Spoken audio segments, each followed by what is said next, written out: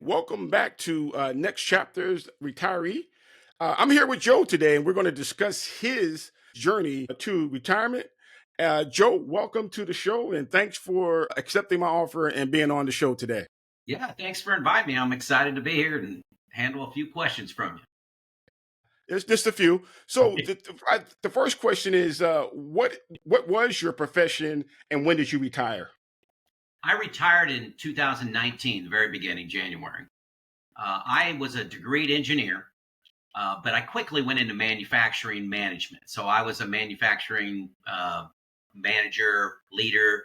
Um, I did that for 32 years.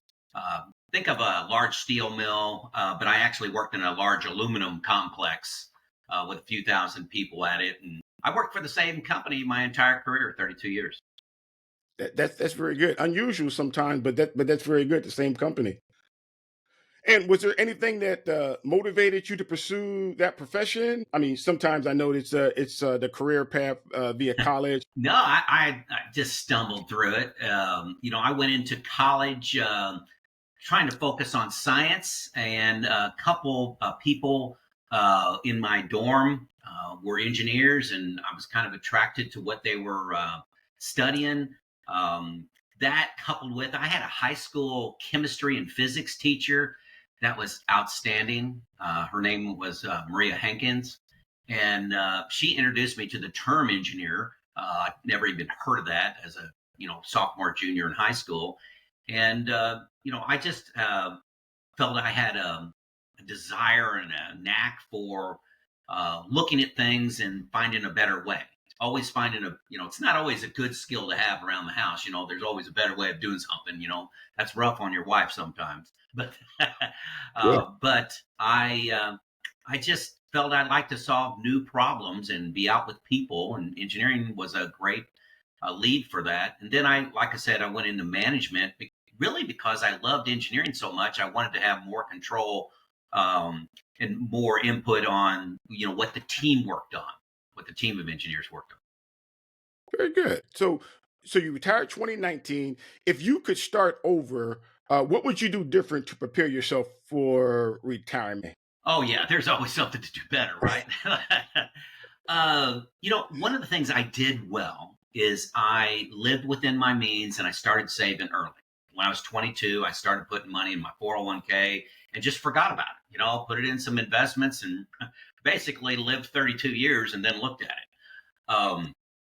But what I didn't do well, and there's more options to people nowadays.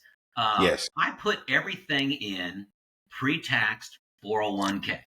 Well, when you retire at 54, you got to figure out how you're going to live from 54 to 59 and a half at least.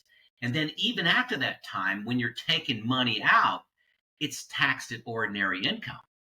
If I would have taken, the company match, I got sick, they match 6%. So if I put in 6% of my pay, they match 6%. Well, I saved more than that. I maxed out pretty quickly in my career, maxed out my 401k amount. But I just kept putting it in the 401k, and now I'm paying the price in taxes, pulling that out in higher tax brackets where I could have put some in a brokerage account and had that be long-term capital gains at 15%, which would have been great. And now, the younger generation has the opportunity to put a lot into Roth.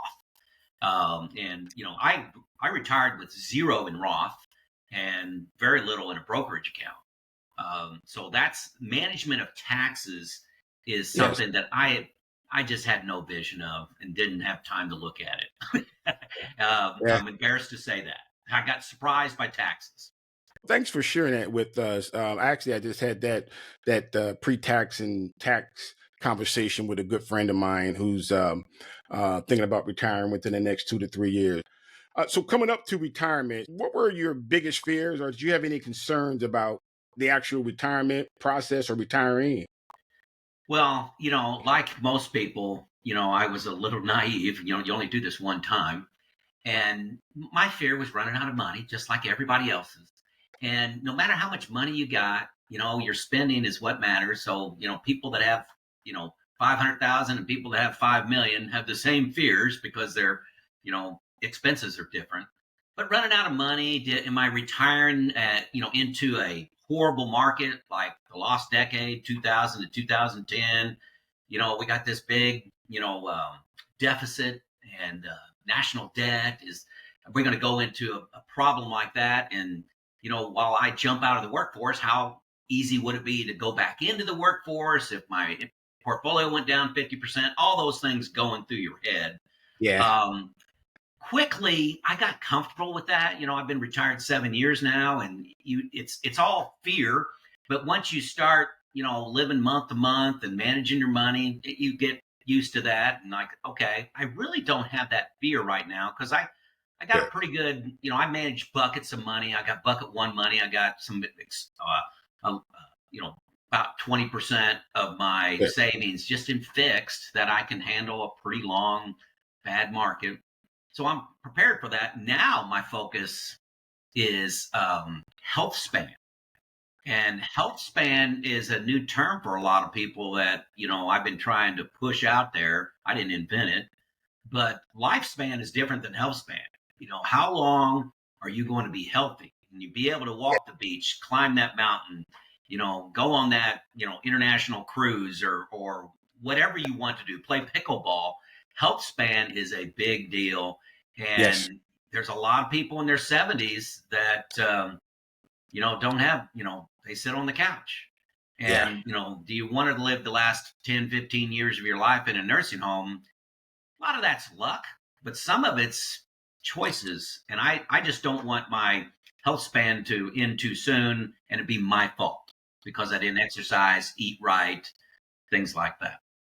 Are we kind of in that arena or that ballpark of like long term care as well? Well, not that I'm afraid of long term care. I Yeah. just went through an experience with my mom. Got a couple videos out on that. She was in long term care for about 7 months and passed away. And, it was the best thing. She lived a great life, great healthy life. But Right. long term care is a fear of a lot of people. I'm planning on self funding that. With long term care insurance is pretty darn expensive, Yeah. and with the exclusions, and heck, I'd rather save the money myself and um, go that route. But long-term care, uh, not really financially. I just don't want that to be a choice that is something that I did that made that happen. Like I didn't Yeah. exercise, didn't eat right, didn't get enough sleep, living high stress lifestyle, things like that. All very good information. So, how has your daily routine changed since retirement? Obviously, you're right. You're not doing that 9 to 5, going to work every day, Yeah, carrying a lunch pail and your yeah. thermos and all that. However it was. The biggest change is at 4:45 in the morning, an alarm clock does not go off. And Sounds familiar. that is, if I had to list, what non-financial thing is the greatest about retirement is not having an alarm clock. Now I know people that still have an alarm clock. I don't. I Yeah. I like getting the amount of sleep that my body needs that day. Very good. um, and I get up and I always exercise. I Yep. did that when I worked too, but it was a lot earlier in the morning. I always exercise. I think that if you stay high level of how my routine has changed, my pace of life has showed slowed down. Yes. And I was promoted and rewarded at work for being able to handle a lot of things and run at a big, very fast pace, get a lot of things done in a day. And that translated into the weekends for me and translated into vacations. We go on vacation, we go down to Disney World. Okay, we're going to get everything done. We're going to hit every single feature at the park. We're going to do it. We're going to do it better than anybody else has done. Well, Yes. retirement allows you to downshift into second Yes. gear and kind of stroll through life. Yep. I'm not being lazy. I'm just taking time to smell the roses, enjoy a cup of coffee, enjoy a walk, go to a national park, and not try to see it in one day. Hey, stay there 5, stay 6. If you really like it, stay 7. Just go in the off season, and you can stay longer. And Yeah. just strolling through life has been great. Yeah. Having a little I more like your time for my thinking. friends. Yeah, having more time with my friends. Just a small example. I would. This just happened the other day. I would go into Home Depot to buy a thing for my toilet, and I ran into somebody I know, and I sat there and talked to him 20 minutes. If I was working, I would have said, I got to get this done. I got to get home. I got to go off and do this. I have much more time for family and relationships and my wife, my kids, Good. just rediscovering who I am. I think is at a slower pace. I still get a lot of things done, but a slower pace. Some of that kind of is segue into the next question. You mentioned that you stay active and you do these other things. So how do you stay active other than the gym, if there's anything else? And also, how do you stay engaged after leaving the workforce? Like a big change in life. Yeah, and it helps to be an extrovert. Uh, I Yeah. actually, I started, not started. I joined a nonprofit with our parks. I go to parks board meetings in my small little town. A friend of mine asked me if I would be interested in helping build habitat homes, and I'm on the paint crew. I paint a couple days a month for them. um, you started a YouTube channel. I work 4 or 5 hours a week making YouTube content, and I Here we enjoy are. doing that. Yes. But I have a study group. It's a men's discussion group where we study history and how we Yes. can be better, dads and fathers and husbands by learning from historical figures. And there's just so many things to get involved in. I mentor a couple people, a couple plant managers, maintenance managers. I talk to every single month, and they run problems by me, and I just give them a coaching session. I also write for a magazine. It's a Oh, reliability and maintenance magazine. Every excuse me, every other month I write an article. Also, every other month I make a video on it's called Ask a Plant Manager. Around, hey, what would you want to ask a plant manager, but we're afraid to ask? So let's just ask Joe. So I got about 9 or 10 little irons in the fire. I got a couple others. I go to the local high school and I talk to them about careers, oh, wow. career choices, and what was my career and why I selected it. I talk at a university once a semester. All these are once a month or once a semester. So if you Right. look at this list, you go, "Gosh, dang, Joe's busy." Yeah, it's 1 or 2 things a week. 1 or 2 things a week. You add YouTube on it. You add exercise. That fills up my day. Yeah. Wow.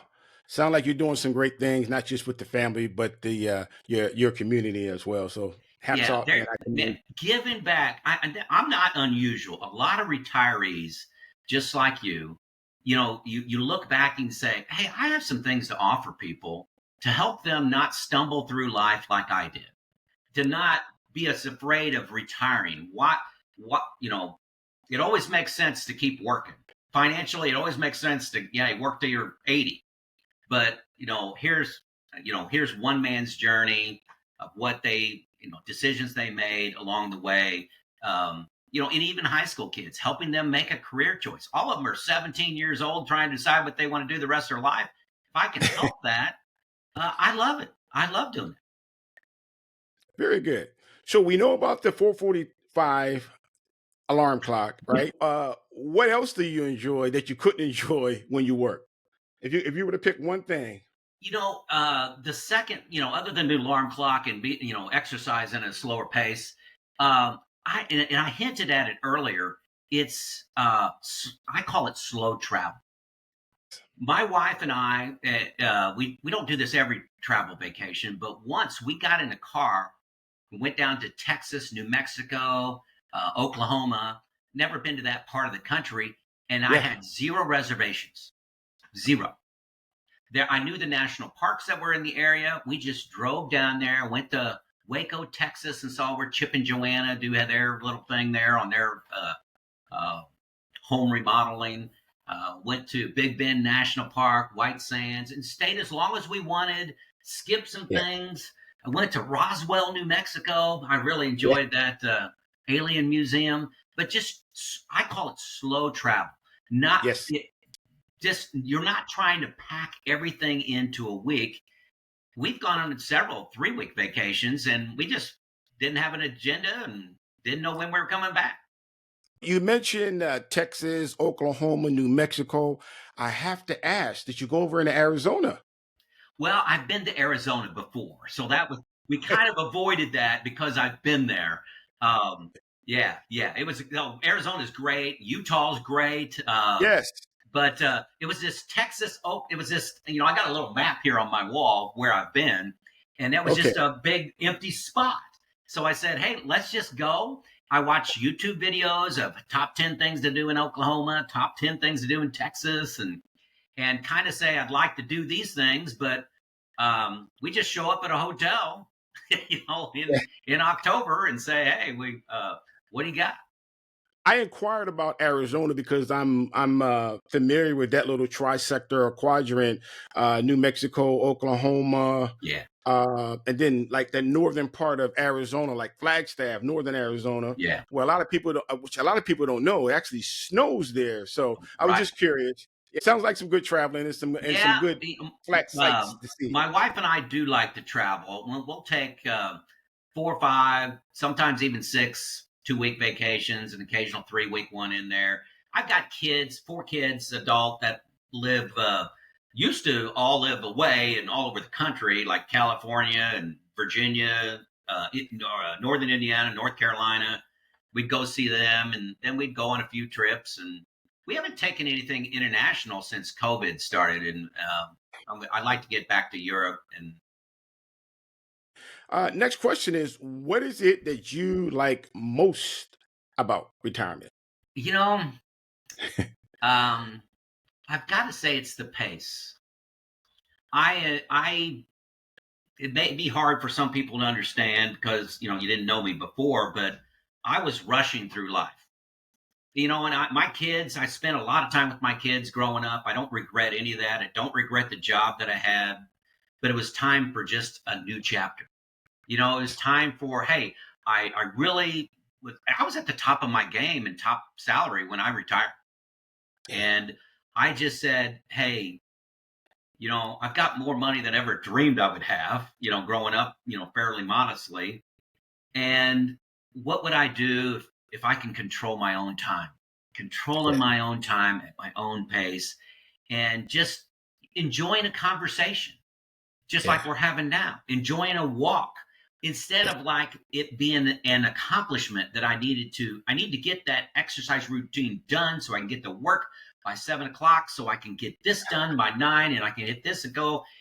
I don't have accomplishments anymore. Yeah. Going through life, absorbing it, trying to help out people, but I really don't have a goal. Yeah.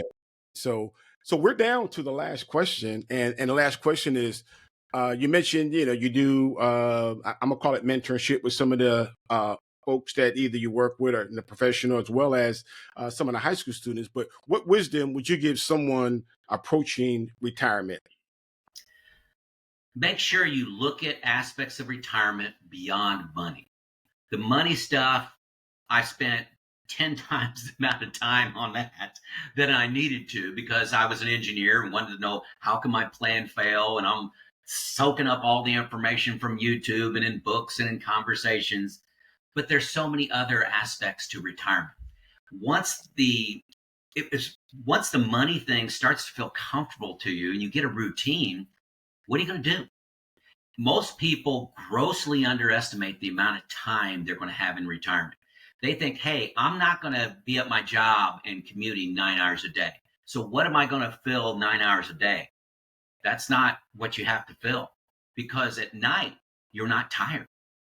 You're Right. not tired in the evening. So you really got 16 hours to fill every day.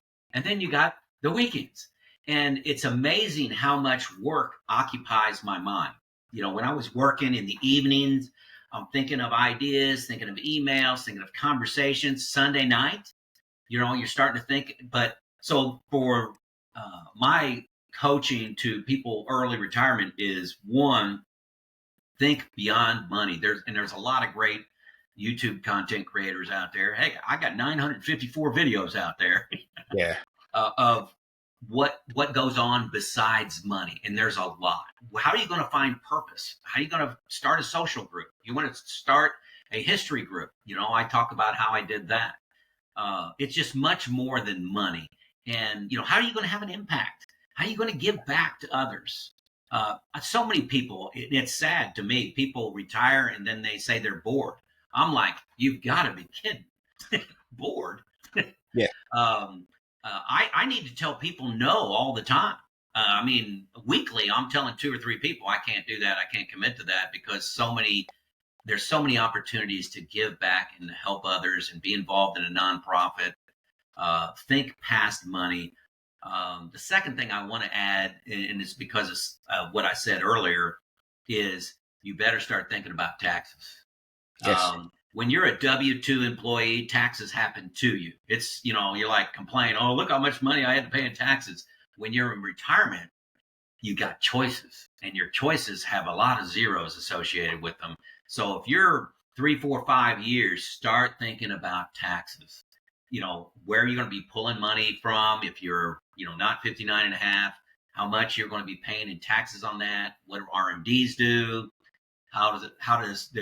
where you pull your money from affect your Medicare premiums? Yep. It's taxes are a big deal. I say again, thank you so much, Joe. We're going to wrap up this episode. But before we do, to all my viewers, as I mentioned at the beginning of the video, Joe is also a fellow YouTuber. So, Joe, if you don't mind, you can give your contact information, your YouTube channel, so viewers can link up with you as well. Yeah, it's just Joe Kuhn Loves Retirement. So it's JoeKuhn. You just search that, you'll see me, and it'll come up. And I got a lot of videos out there on everything I'm thinking about. I promise you, if you like and subscribe his channel, you will not be disappointed. I wrote him a few weeks ago, and I told him how I was inspired by his information, that I was so inspired, not only that I subscribed, that I actually wanted him to come on my channel. So, Joe, I thank you again, and I look forward anything you need from me in the future. If we want to link up and collaborate on anything, like I'm open. Like YouTube is YouTube, and I'm coming to find out that there's enough room for everyone on here. Oh, yeah. Oh, yeah. Yeah. Especially in the retirement space, everybody Yeah. is desperately looking for new angles, new input, new insights, and it's great, and welcome aboard. Again, don't forget to like, share, and subscribe. And most of all, I look forward to seeing you in the next video. Thank you.